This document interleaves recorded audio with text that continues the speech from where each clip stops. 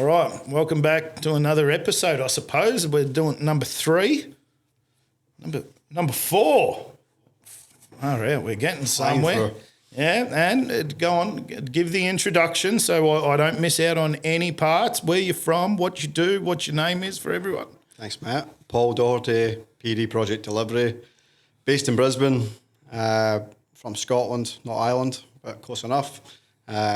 We're all the same to an Australian who doesn't know any different. Let me tell you, I know that they're all part of the United Kingdom, but not much more. Yeah, that hurts my soul, but I'll let that one slide, right? We are a Brisbane-based company, civil engineering and construction management, but right now we're working all over the country, excluding Victoria. So hopefully after a few beers later, we might get a job down here. There we go. Now we're talking. So tell me what PD Project Delivery does and what that is, because I've never really heard of your business model before.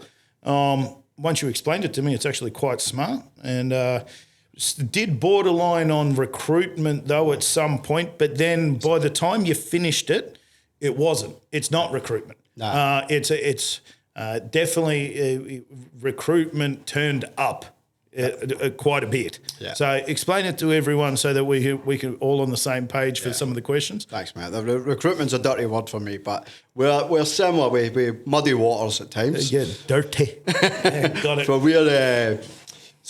I'm a civil engineer. That's my background, working with companies like Abbey Group, Lendlease, Acciona. Came through the ranks with that when I moved across here. When I broke away, I wanted to do my own thing, and to be totally honest, I just wanted to go contract, make a bit more fucking money. That was pretty much the idea. Mm-hmm. One thing led to another. I'm an opportunist, and a few things came up, and then we brought on a few guys, like engineers with us, onto certain jobs. And then one thing led to another, and the business idea kind of grew. There was no business plan when I set up. There was no 5-year plan, 7-year plan. It was literally just... If you've listened to my podcast, I think they're bullshit anyway and not worth the paper they're written on. They're for bankers to sit down and say, we should approve this guy. Look how good his 5-year plan is. But really, it means shit anyway. 100%. Sometimes I don't know what I'm doing next week, let alone in 5 years. And it's funny when you start actually running a business as well, people think you've just got everything, all your shit together. And when you're inside talking back to them, you're like, fuck, I don't know what day of the week it is. I don't like that. But it's good that you think I know what's going on. Mm-hmm.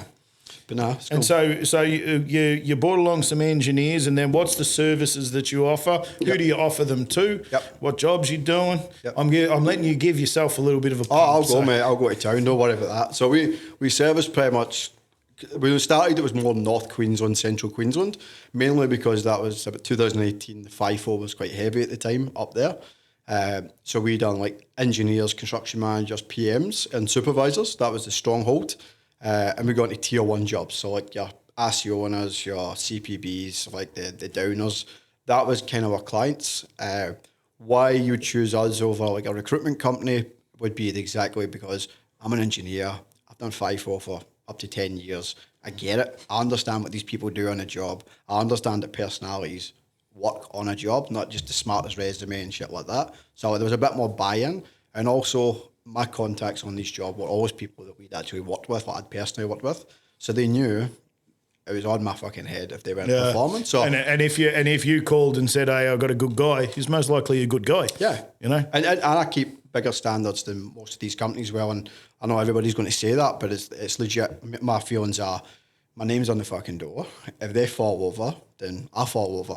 But at the same time, I put someone in, they make a good name for themselves, then I'm a hero. So that kind of evolved over time, and then we started getting like packages of work to look after. So we'd have like a variation for a client. They might say we need 2 engineers, a supervisor, things like that. And then we fell into the client side space quite a lot, and that's somewhere I'm keen to take the business the next few years. Mm-hmm. But that's more like local councils, mining companies. They might have like a package of work, 200 million, whatever it is. So they come to you. You just do, the team in the office, or you do the guys on the ground? We just do the team in the office at this stage. Mm-hmm. It is evolving constantly at the moment, and we've got some decent big plans coming up in the next few months that hopefully will come to fruition. Again, opportunity comes alive, we jump at it, but we pretty much are the team that run the job. But there's opportunity at the moment that we're starting to run some crews, subby packages through us, and plant and machinery is something like most blokes in construction I want to get into. But well, everyone thinks there's heaps of money in it as well. Yeah. Everyone's like, guys, the guys who own the trucks and diggers are fucking rich. And the thing is, like, anyone that knows me, changing a tyre is a bit of a challenge for me. So running big yellow gear. You're mechanically minded. Yeah, that's it. Yeah. So being that kind of guy, I've had to develop a bit of a team around me. So we're growing way faster than I ever thought we would. I remember I have got like everyone, a financial advisor, a business kind of coach that is on my level. And the goal was in 2018, 5 blokes, so 5 workers through the business. I'd be set for life. I'd be happy as Larry. We literally doubled the business in the last year. We're sitting around a comfortable number of about 35 spread out through Australia. But that number, like last year, fluctuated up to close to the 50s and stuff like that. It gets a bit intense, a lot of personalities, a lot of people. And what I'm finding right now is logistics. So we've brought in a bit more of a management team to support the business because I can't be everywhere. And well, you need a management team to manage the managers. Pretty accurate, yeah. And then when you start stretching yourself, as you know, you think you can do everything because they're 5-minute jobs, and then you make an ass of all of them at once, kind of thing. So I got humbled a few weeks ago, tore a disc in my back, picking up a fucking toy in the house, and the penny dropped for me hard that what happens if I get hit with a bus tomorrow? So like most business owners, you start going, I need help and I need it now. So, but you need to find the right people, which is big, because no one loves your company like you do. That's what I'm finding. That's a challenge that I've been through a lot over the years. You can see my office and everything else like that. And so what we're running out on site, and you have these challenges, and they're big ones. Yeah. You know, you mentioned before the business advisor. The business advisor that's on your level or slightly above it, or been around to know what is like a good fix, a bad fix, knows how to plug a hole, because there's sometimes you just need to plug a hole, like, you know, put a Band-Aid on it, not actually necessarily do the surgery, just put on a Band-Aid and keep going. Yeah.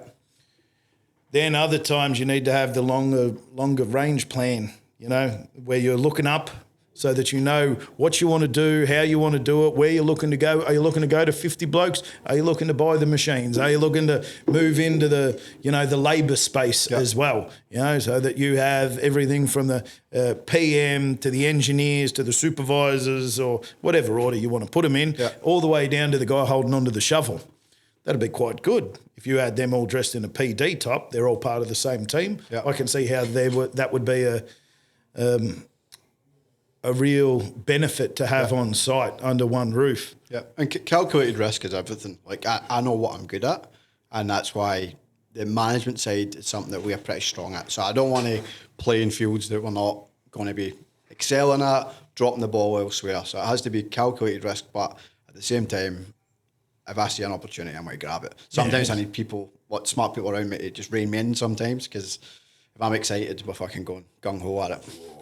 I know that when I get a rush of blood, that it can be challenging for everyone around. You know, I've had a few business deals fall over, cost myself shitloads of money. I've put a lot of money in the bin for the rush of blood. So you just need those people to hold you back. But then also, everything is a two-sided coin. So the very people that are holding you back, are they the ones that you really aspire to be regardless? And if they're not, then are they holding themselves back as well, and then telling you, oh, no, don't go and do that, because, you know, you don't do on-site work. You do the office stuff, and you go, oh, yeah, but you don't do shit. So don't tell me what... Well, that's, you know? When I first started out, I'm only 34. When I started out in 2018... Fuck, you look 40. Yeah, fucking feel 50, trust me. I was a bit concerned because I'm like, the imposter syndrome. Everybody gets it. I know it's normal, but I'm quite a confident character. But I remember starting going, fuck, people are going to look at me and go, I'm not taking advice off someone that's fucking just a nappies kind of idea in the perception of the construction world. But then you got into jobs, and this is what always blew me away. I've never claimed to be the smartest engineer, far fucking from it. But I know how to talk to people, I know how to get people on side and work with people. That's probably my strong point. But then you work with some people on jobs, and you're like, how the fuck have you done this same job for 35 years, and you don't know what way's left and what way's fucking right? And it blew my mind. And then I realised that just asking simple questions, I'll be the idiot in the room asking the simple question. Yeah, but there's we were talking before about the challenges around accountability, and how do you make people accountable? And these days it can be quite difficult, especially on those big tier 1 jobs. Yeah. So you have the absolute killers. We know them. You might have been one, but you know guys who have started off, they've walked into that office and they may as well be serving the coffees. And then 15 years later, they are bang. They are general supers on a $250 million job. Now, when they were serving coffees, you knew that they weren't doing the coffees for long. Yeah. And then you have the guys who have been hanging around forever, and you go, yeah, but dude, like you're still holding up your hands like this and going, yeah, L, okay. You know what I mean? And that's what you talk about, the people getting the right ones in. Yeah. Like I've got some killers who work for me. I had one accounts girl, I had processed all of the receivables and payables, never didn't need anyone else for $20 million, just over $20 million. One. All inbound, all reconciliations, all payments, all everything done every week. Pay runs on Wednesday, never missed one. Yeah. Killer. That's about pride though, self-pride of 100%. doing the right fucking thing. And there was no chance that I was ever going to make her accountable to her job, because she was more accountable to herself and what she took care of and everything else for it.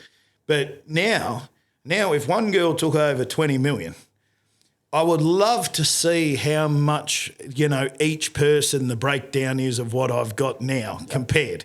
Yeah. It's probably 1/20th. No, maybe not 20th, but maybe a 10th or a 5th. But whatever it is, it's no way 20 million each. Yeah.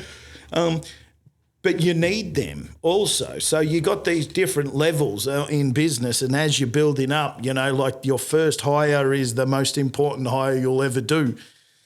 Your 100th hire doesn't matter as much, but you still need them to produce and everything like that. And it's just this, I constantly talk about these flip sides on the coin. I constantly talk about the different sides of things, because I've learned over the years around the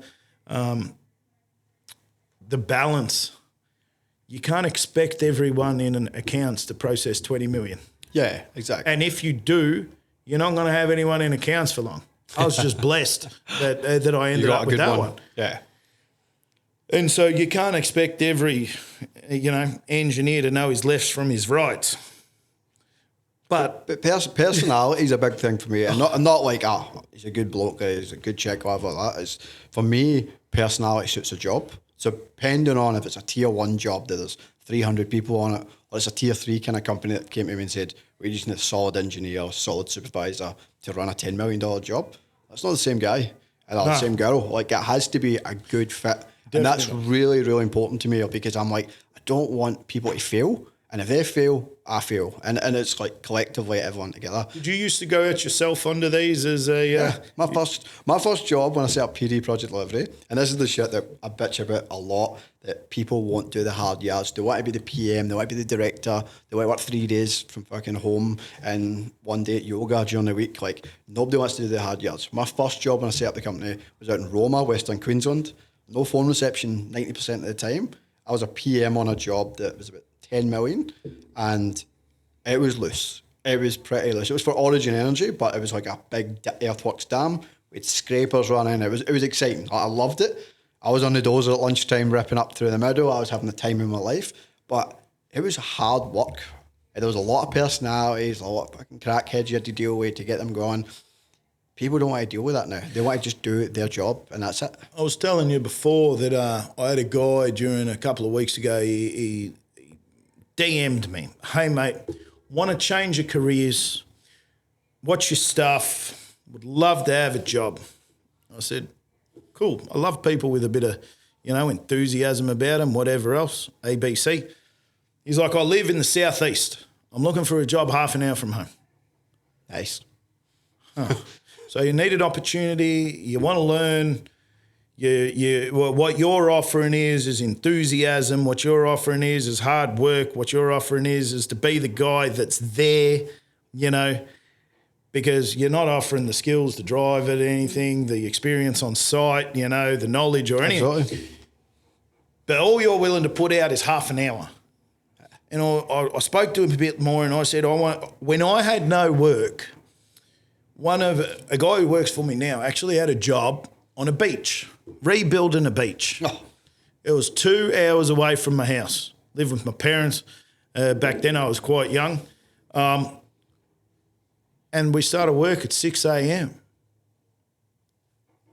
So I used to wake up, leave my house at 3:45 in the morning, drive down there, loved it. I actually met one of my best friends down there every day. Me and him would get some chips and gravy. But that there is like, I had the knowledge, I had the skills, I had to whatever else. I just didn't have enough work. And so what did I put out $35 an hour. I got paid as a subby to drive these guys' machines 2 hours away from home. And there was never a problem. And I'm sure the thing out at Roma for you, it wasn't even a problem. You look back now to create the comparison. Absolutely. But when you're there, That's what it is, man. That's what we do. Yeah, and that's my biggest thing. So I mentioned to you before, ironically, we sponsor some engineers from Scotland, England, Ireland. Who'd have thought? Yeah, crazy idea. My gosh, that's so unexpected. We've got a great partnership with a company over there, Contract Scotland, they're called. Free shout out for them. And what we do is like they've got guys who are working over there. So they're not green engineers or green people. They're just obviously never stepped foot in Australia. They all want to come across here. I went across there in January, did a bit of a spiel, pretty much just showed a picture of a fucking beach and said, do you want to move here? 15 of them booked a flight the same week and came across. No way. Mental, right? But what I've noticed with them, and I'm very biased, and I know it sounds like a sales pitch, they come across and they're very hands-on over there. So they're like, the engineers now do like surveying and stuff like that. So they're really on-site, putting pins in. And I tell them, put your survey gear away, get the calculator out, you're doing dollars per the hour, linear meters, whatever it is. Everybody wants to know money here. So it's a wee bit of a teething process we do with a mentorship. But what I tell every one of them is, I don't care if you've worked for 7 years back home, you're probably going to a lesser role here, still earn more money than you were over there and good money here. But go and earn your stripes for that 3-6 months. Once you do that, the world is your oyster. There's so much work in like even Queensland alone, but Australia right now.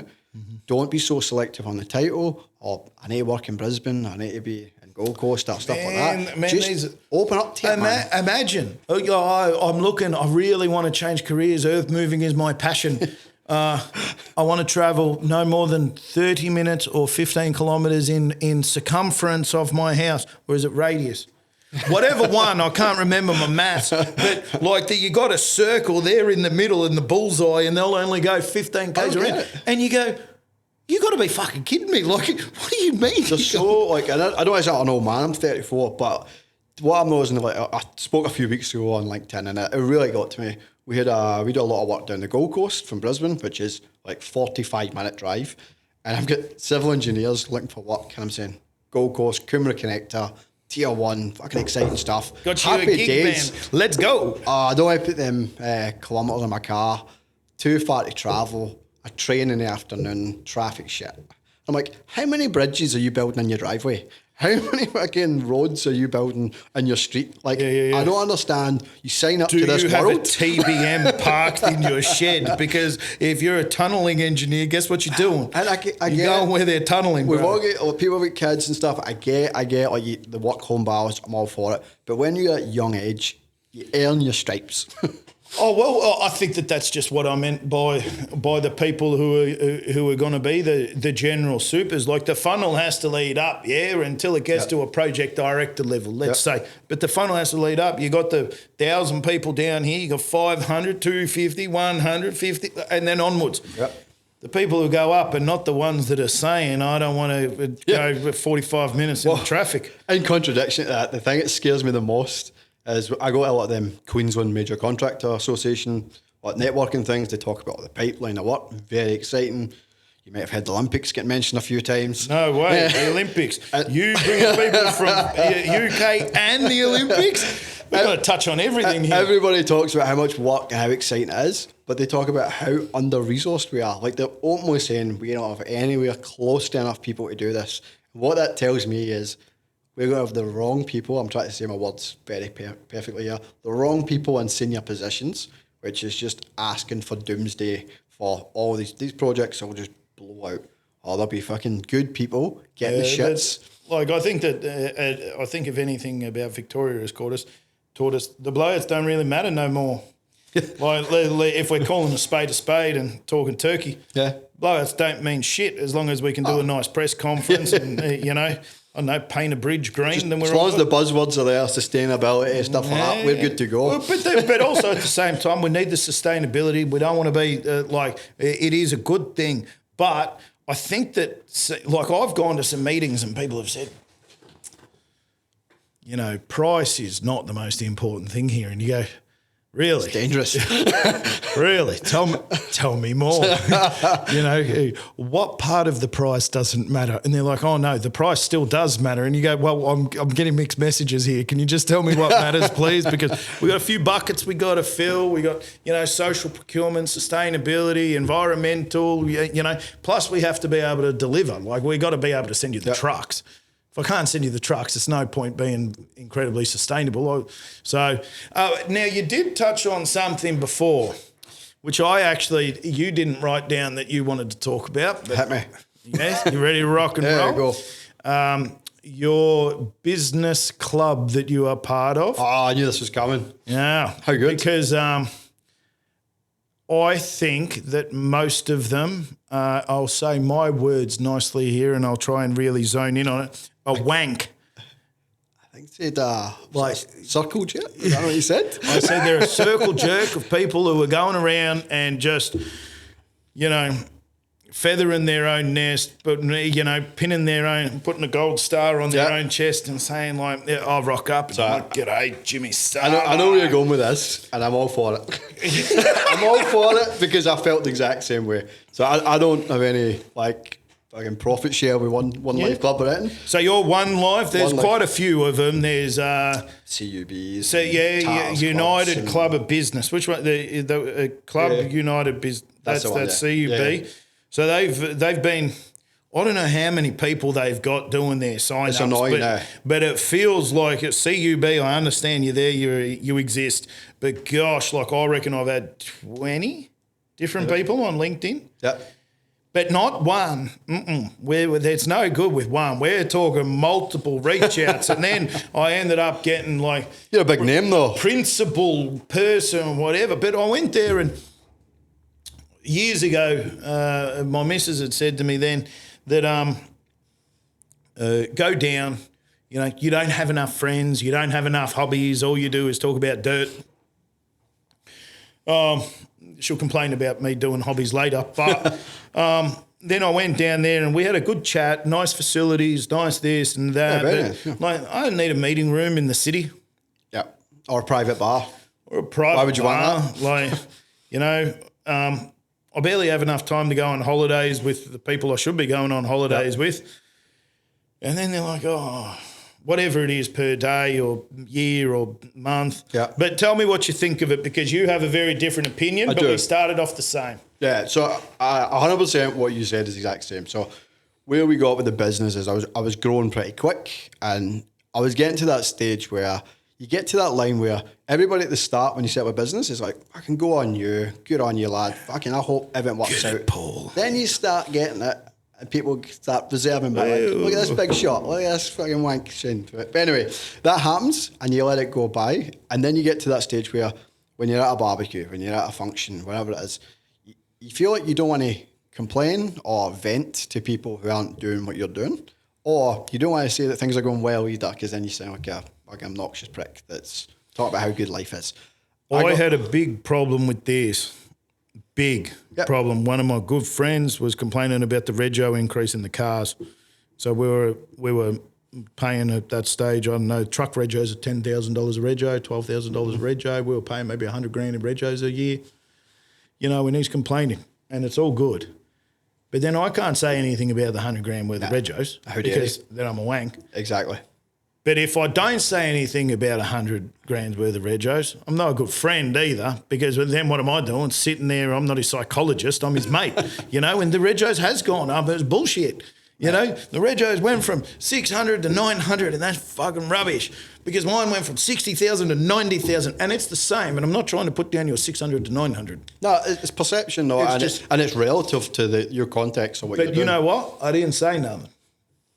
And it's actually quite sad. And it's what this podcast is eventually going to move into about not just business owners, but upper level management and, you know, go-getters of the, you know, 20s, 30s, 40s, you know, who are starting to become into these big jobs, big positions. And then you sit there and your best mates complained about $600 to $900 Rejos, and now you're isolated as shit. Yep. Can't say anything. You're a wanker. Then you're not being a good mate because now all of a sudden you're withholding and you're really lying. Yeah. You know, it's a form of lying. You actually find yourself reserved as a character, and you seem similar to me in the sense that there's not too much reserve in the sinners. Nah. But you feel obliged to not be Well, I'm not looking to belittle him or bring it down or Yeah. make him or take away any part of, you know, that $300. Because he wasn't complaining about the $300. He was complaining about the government taking all that money. Yeah. And, I agree.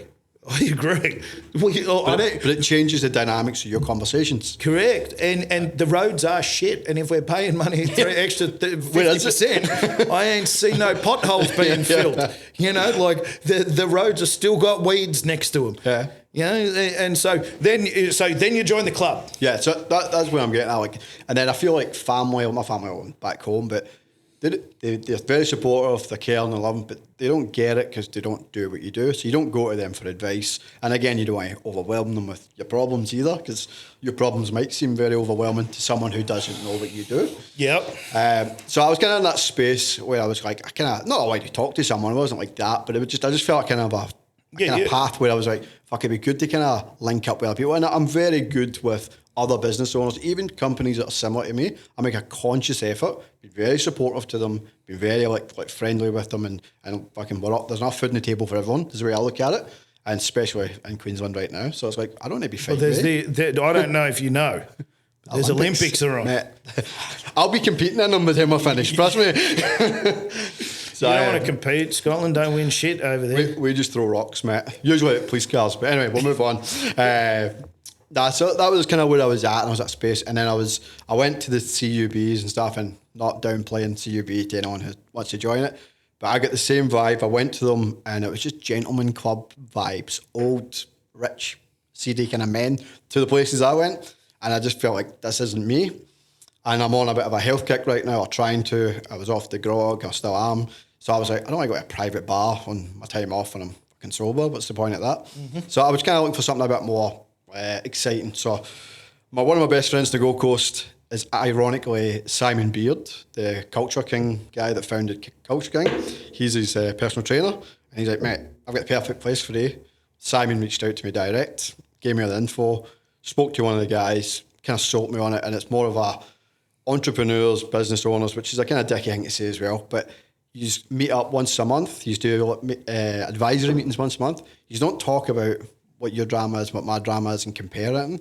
It's just a kind of you go for ice baths and shit, the usual thing at the moment, and then just talk shit about life. And it's weird because you'll be rubbing shoulders with a guy that's turning over 100 million that you wouldn't believe what that guy's, I would say, rolling in it, but he's probably got his own dilemmas as well.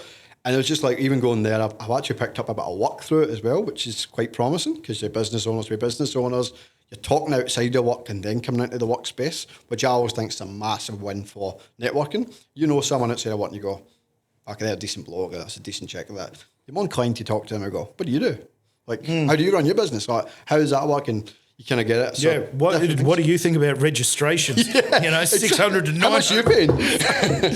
So I went there, and I'm a bit of a property guy right now. Like, that's just a personal investment, so I'm mad for that. And one of the other co-owners is that Emil Jurasek, which is the NGU real estate owner, fucking $100 million. He comes to every event, talks shit, does fucking little Q&As and things just about property, gives you the wee secrets. I kind of froth on that kind of stuff personally. Mm-hmm. And then they run these summits. So next month I'm actually going to New Zealand for 4 days. They'll talk about AI. They'll bring in some guys. Yes, some of it I'm like, it's not all me.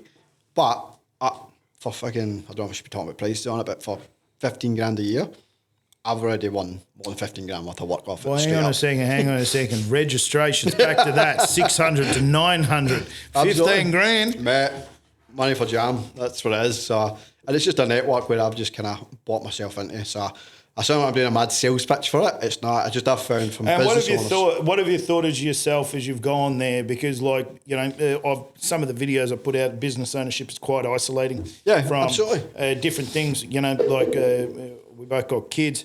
You know, when you're trying to be a good dad, you can't be that good for PD delivery. Can't be. Yep. When you're trying to be a good husband, you know, like sometimes you try and get the two to happen at the same time, but really at the end of the day, and that goes for friendships, uncles, aunties, anything that it is, like it becomes a real burden to carry, and it's very isolating because then you can't complain about it to your mate because, you know, like, oh, shit, we fucked up this job. And he goes, oh, what happened? And you go, oh, I lost like, you know, 250 grand. And he goes, wait, what? You lost 250 grand? You go, yeah, it was really terrible. But, you know, like we didn't lose that because it's just been taken off of our claim, but we're going to hopefully work it back. And, you know, the discussions are ongoing. He's like, 250 grand. Well, I get it, man. Like, and it happens like even a few years ago. I'm in a cost plus business model at the moment. Sounds amazing, and it is amazing, right? But you there's are still rich. Everyone who's in the right thing just heard cha-ching. But you still deal with clients who don't pay. You still need to pay your people. Oh, my heart, it breaks for you. Cost plus. Oh dear. Cost plus. Everyone. Yeah, so I'm playing the world's smallest violin. I'm contracting in a broken economy. It's rough on its seams, trust me. But you talk about things like a few years ago, we had a few dramas where we'd like, as it always happens, you have 3 clients at the same time that don't pay. And it won't be because we don't want to pay you or you're not getting paid or we're dispute. Our payrolls in the Philippines and the computer said no. Oh, we had one. We did some offshore stuff. I ended up changing it. But we did some offshore stuff in India. Right, and then the power station or something blew up, or there was a tsunami or a thing, and they're like, we don't have any power to run the computers. And I'm saying to like, they've got some intermediary. I'm sure you like the contact or contract Ireland or Scotland, like that. Contract Scotland. Yeah, there we go. Contract Scotland. They're the intermediary. Yep. And so I'm calling them and I'm like, go down and buy a generator and I'll pay for it, put some fuel in it because I need the computers back on, yeah? And I'm like, we've just outsourced this. I'm about to have to ring I'm going to have to ring the office and say, you know how we were trying to delete that? We're not deleting it no more. Like, turn those computers back on. And they're like, Jimmy, the stores are flooded. We can't get a generator to come to a house and plug it in. I'm like, get an electrician. Like, there has to be a way. I think that I didn't quite understand what the whole situation looked like. Yeah. But that's where you run into these big challenges. Yeah. And you're, just because your revenue is bigger and you're successful to the outside eye, your stakes are bigger, your risk is bigger. Like, you can't just turn it off today and go, I've had enough. We had a big truck accident a couple of years ago. A bit of an investigation happened, not our fault. Everything's fine. Better preface the conversation with that because you never know who's watching or listening. And, it impacted me. And so I went out to dinner with one of my mates and I'm sitting down and I'm talking about this big truck accident because I've got a real... everyone needs to go to work, go home safe, be with their kids. I know a lot of these people, they worked for me before they had kids or maybe got married and they've worked their way all the way through, and then something happens. Negative. Yep. It's a lot. It's on you. Yeah, it does. And it should. It's important that it should because otherwise you're a dick. Otherwise the boss is an asshole. I agree. But that's tough. And then again, you sit down, you need to be on certain playing fields. So I remember calling up one of my mates who's actually had a death happen from a truck driver as his. And we spoke about it. We went out for dinner 3 times in a week, sat down, not talking about exactly that all the time. It's not like we exchanged notes on what like my incident was and what his one was. But there's a level there, a certain understanding of something. Yeah, I get it. And my wife, we had some bad news at the end of last year. She's a psychologist and she thinks it's very helpful for her and I'm very supportive. that's not where I'm at right now. Is she Scottish? Nah, she's from Townsville, so North Queensland. Yeah, Townsville. with the most Scottish name known to man, so Bonnie. So no shit. Yeah, couldn't make it up. Yeah, I can't imagine why you liked her sitting at the bar having a schooner, and then you hear someone say, "Hey, Bonnie," and you're like, "Oh." Trying to explain her name to my gran was a bit challenging. Like it was like Bonnie Lass. So I decided we're on now. Hello, Bonnie. I shouldn't make too much fun of your wife, but yeah, she'll beat me when I go home. So yeah, no, we just talk about the way you can you go out with your mate, and you can talk, and my circle's very, very small right now, and I like it that way. I never intentionally made it small, but over the years it's got very small and quite intimate. But it tends to be people who I work with that you started off as a working relationship, who transition into more of a personal relationship, and they're the kind of people that if I've got a problem or something, you just phone them on the way home, you phone them onto a job site, you talk it out, you fucking let it out a wee bit. And business owners are my go-to, so I've got a few real good mates who have been like mentors for me throughout the business thing. And yeah, if I need just to vent for 5, sometimes like you said, you don't even need to talk about the subject. Nah. You just need to just talk to someone who knows he needs to talk right now, he needs to let it out, and I think it goes a long way. There's a lot of talk about mental health and stuff like that. There's a lot of bullshit around mental health, I find as well, especially men's mental health. I went to a breakfast in the last few years, and the mental health, they came down and they're like, oh, okay, so we're meant to be talking about the challenges of mental health. And I suppose that one way, at the time I was a little bit pissed listening to it, but now looking back, it's one way to approach it, but all they spoke about was toxic masculinity and how bad it is. And I'm like, just hang on, some of those qualities that you're putting out, I actually have, or I'd like to think I have. Not about being toxic, but about being masculine and about being male, and I'm proud of that. Yep. It's okay. It's okay to be proud of that. And it gets lost in that sort of thing there. And sometimes, all of those thoughts and processes that they have are different than just needing to call a mate and have a vent. And that's the mental health break. Yeah. Don't necessarily need to, Absolutely. partake in a march about it or anything else like that. Everybody's wired different, right? Like sometimes I think I'm a bit cold the way I deal with things. Like so I generally go, fuck, why am I not more upset about this situation? Or like emotional about what we lost a baby last year, and my wife is distraught. I was distraught, but I handled it way more different. I just got busy, drove into work and stuff like that, and that just kept me going. And people did say to me, oh, why are you going to speak to someone, stuff like that. I'm an ex-boxer. Go and hit in the bag for 20 minutes, clears, it does the world of good. Everybody's got their music, and that's my music. I just like to go and smash out or get smashed in the head myself, and that cheers me up too. Like I'm a bit wild the wrong way. Well, that'll help. It might not help the brain cells, but it helps a little bit. I'm not even Scottish. I just get punched too many times. Yeah, now I've got a lisp, but I talk with an accent. Oh, well, that's really interesting as well. I think that it's not something that's spoken about a lot because no one wants to speak out about those things. No one wants to say, hang on a second, it's okay that an engineer needs to drive an hour to work. The thing about today's day and age is it's also okay if you don't want to drive to work. This job ain't right for you. Absolutely. But I think that we've gone maybe a little bit too far, and then we, try and make everything fit around the people that don't want to drive an hour. I agree. And the one thing that puts me off, I talked about the Scottish, English, Irish guys that I tell them about first job's key, earn your stripes, things like that. But see, when I first have a conversation with someone, they go, I'm looking for something that I can work remote, or I can work from home, or FIFO. As remote as you can get, but I'll put you on a plane, you go come back for 2 weeks. No worries. Good luck with your search. I'm just like automatically, because I drive into one accountability, turn up, don't be a lazy fuck, and actually give a fuck. Like it's pretty simple. Everybody can do that. No one can't do that. And if you're not doing that, then you're not a good fit for me anyway. We had you would have seen the LinkedIn. I actually think you commented on it about the one that I put up about the sick days and working from home days and stuff like that. Fuck, did I cop some? I opened up my LinkedIn and I think it was like a big night or day for me to not open it. It is like over 50 DMs.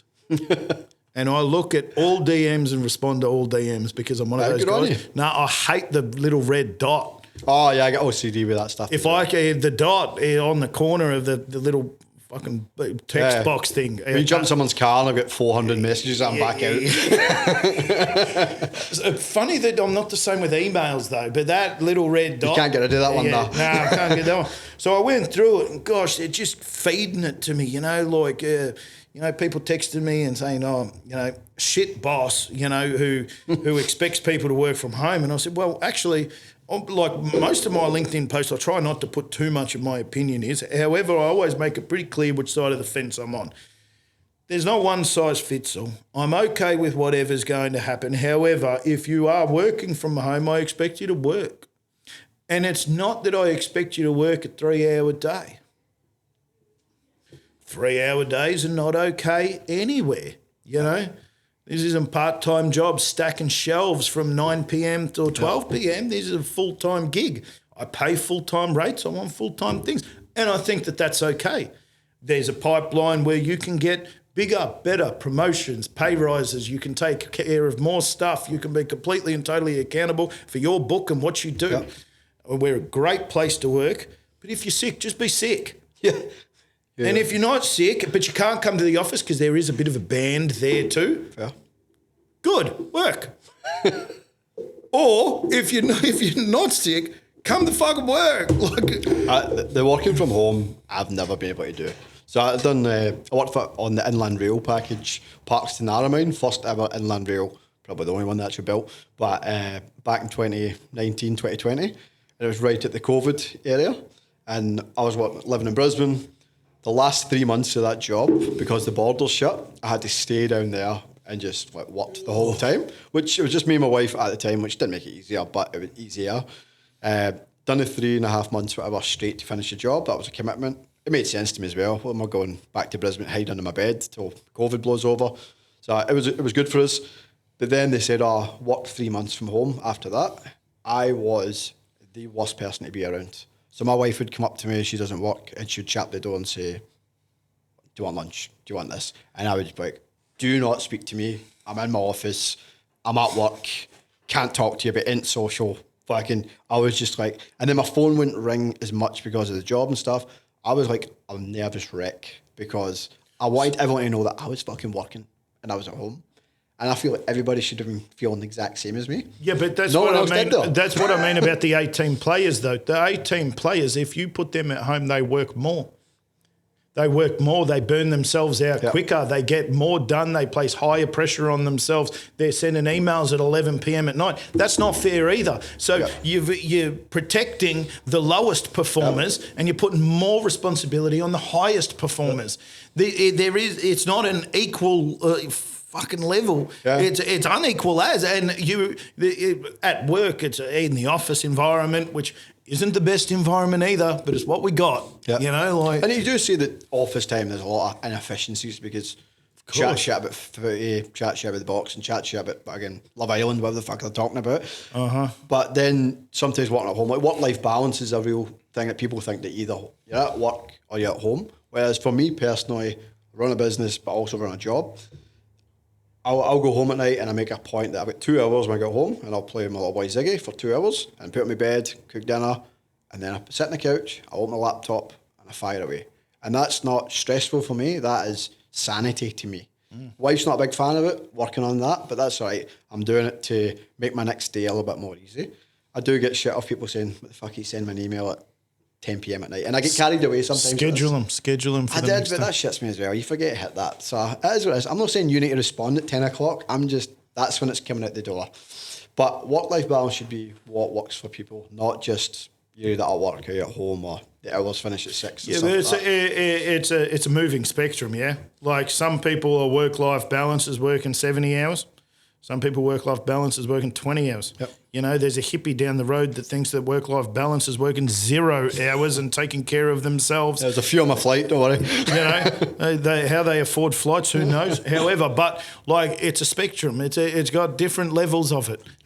Just lean into the levels. I know that your wife probably keeps the lid on it. She does. Yeah. But what it is she's actually quite happy for you at some point to do it also. Yeah. Because otherwise she won't be your wife, you won't be her husband, and that's just how it has to work.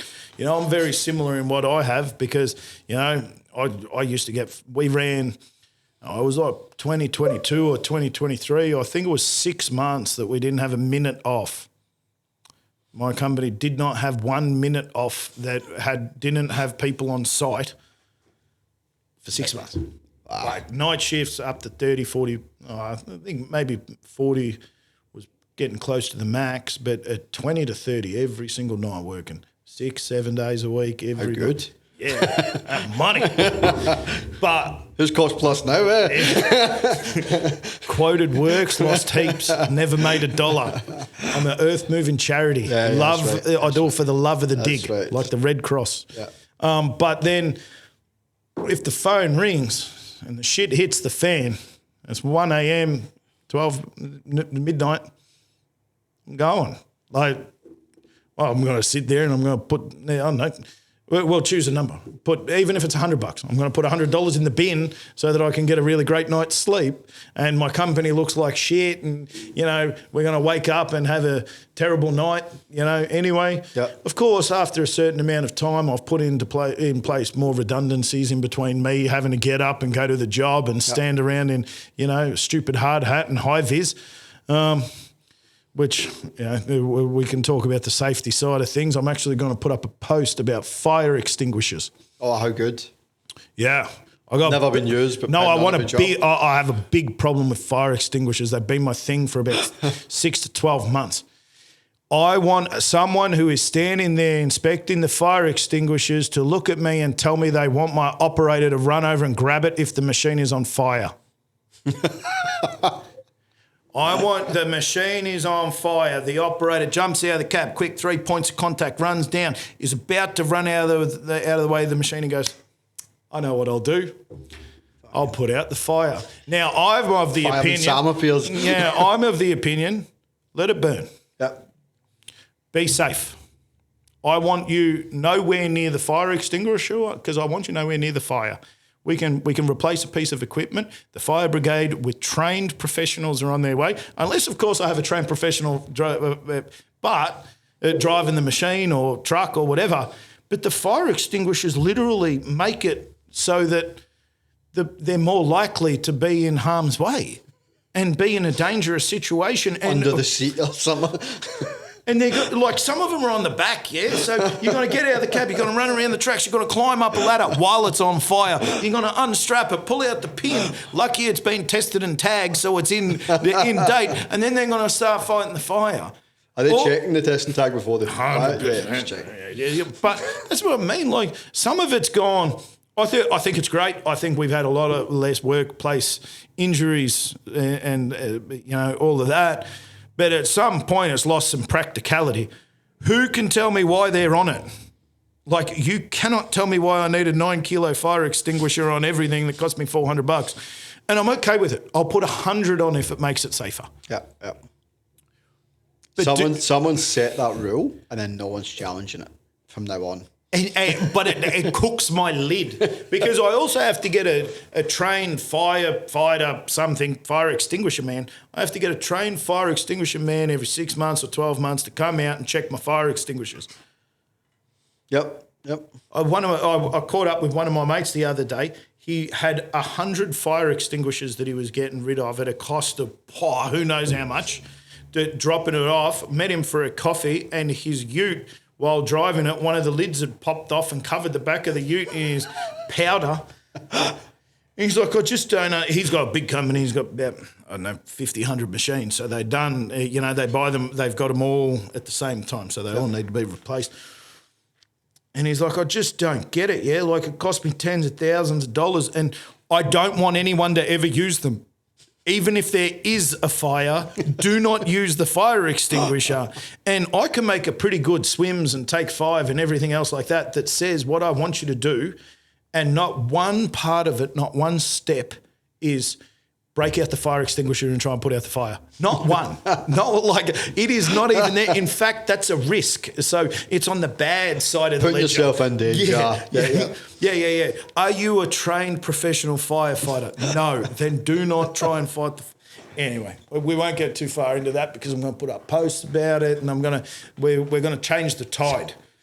But I do want fire suppression. I think the fire suppression is a much better idea, that as soon as there's a fire, a bomb goes off on the back of something and then covers it and puts out the fire. I think that's a great idea. I think that innovation makes sense. Yep, that one makes a lot of sense. Yep. Those fires, they're bad news. They're bad news. Don't go near the fire. Pull back. So, before we wrap up, because I think we've been going just about long enough now, before we wrap up, did you have anything else you wanted to say?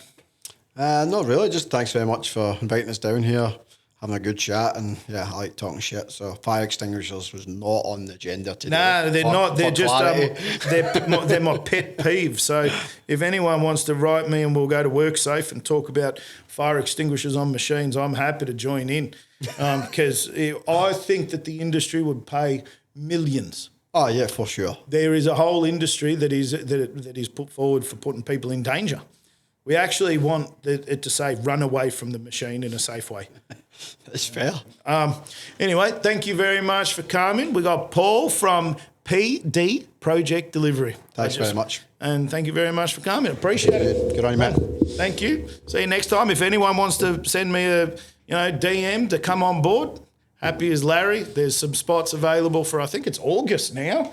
I think we're pretty full in June and July, so some spots available in August. You want to fly down, we go for lunch and have a good time. So thank you very much. Good on you. No, thanks.